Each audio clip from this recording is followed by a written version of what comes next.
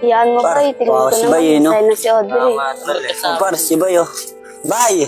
Ay, galing Bay, dito ka muna. Tambay ka sa amin. Ano siya, tambay mo na ako dito. Sige Bay, may pupuntahan din ako eh. O ano, Bay? Kamusta ka, Bay?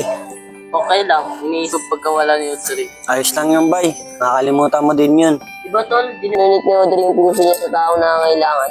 Kung ano, ibig sabihin, parang nabubuhay pa rin si Audrey. O tol, babae kaya nakatanggap ng puso ni Audrey. Sana babae nakatanggap ng puso ni Audrey. Para may pag-asa ka ulit, Bay. Sana nga babae.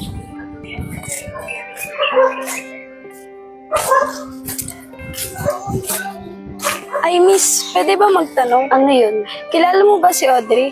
Audrey? Anak ni Mami Tricia ba yun? Oo, kilala ko yun. Doon yun sa kanto banda. Kaso si Audrey, matagal nang na maalam. Oo, alam ko. Sa totoo nga yan, nasa katauhan ko na si Audrey. Anong sa katauhan? Paano nangyari yun?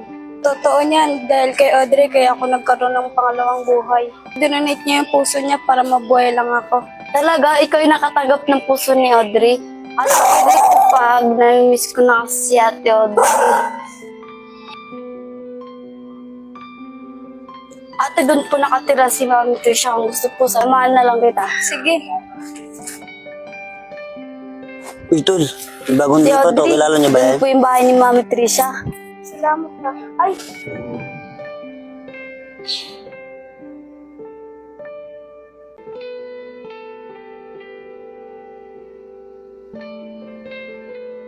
Uy, Bay. Ba't tulala ka?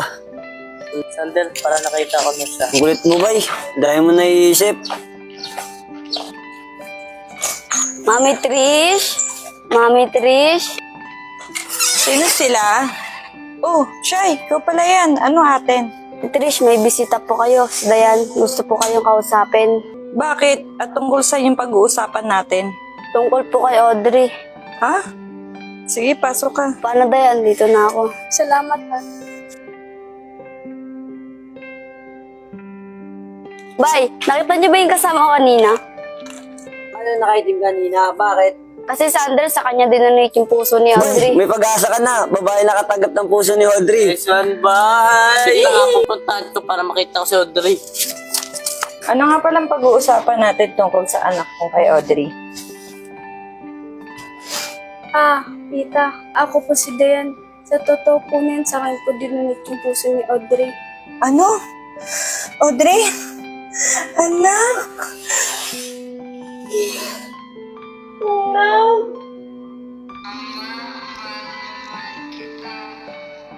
Tita, alam ko po na miss na po si Audrey. Sorry, Diana. Sobrang miss ko lang kasi si Audrey. Alam ko naman po yun, nararamdaman ko po na sa katauhan ko po kasi siya.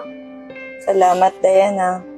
Tita, ako nga po dapat magpasalamat eh. Kundi dahil kay Audrey, wala ako dito ngayon. Mas na kami sa langit. Lord, salamat Kahit pa paano nabawasan na rin yung sakit ng dibdib ko. Hayaan mo po, lagi po akong dadalaw dito. Audrey? Tita, sino po siya? Siya si Bay. Siya yung best friend ng anak kong si Audrey. Tita, lagi ko po siya napapanaginipan. Sa akin ni Lolo, Ha? Baka mo ginawa yun? para matulong ako sa'yo. Bayad mo talaga, bay.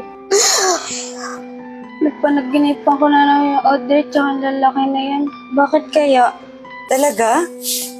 Ibig sabihin, bago mawala si Audrey, karoon din pala siya ng pagtingin kay Bay.